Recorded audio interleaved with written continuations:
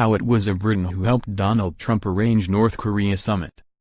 Alastair Morgan, Britain's ambassador for North Korea, visited the White House last month to brief Mr. Trump's officials about the regime in Pyongyang. Britain is one of a few countries with a permanent ambassador in North Korea, and Mr. Morgan has been making trips to Washington every 6 months to update the Trump administration about what is happening on the ground. British sources claimed he had an incredible grasp on North Korea, adding, "He's got his finger on the pulse." Another told The Telegraph, "Essentially us still having a mission there, in Pyongyang, is a massive help for the Americans and has been for a very long time." Mr. Morgan, a Cambridge University graduate, speaks 3 languages, Japanese, Mandarin and Korean, and has spent more than 30 years in government.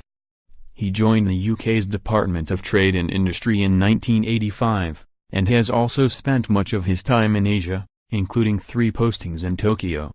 The North Korean ambassador was Director of Trade and Investment at the Beijing Embassy for 3 years and British Consulate General of Guangzhou in China for 4 years before taking up his most recent post in 2015.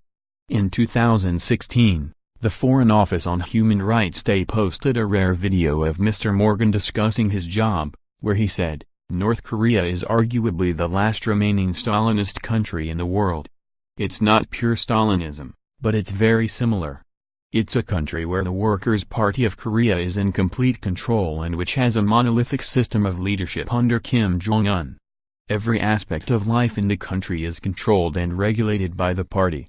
One of the first things you see when you go North Korea is that the entire public space is given over to propaganda for the regime. All authorized media is party-controlled.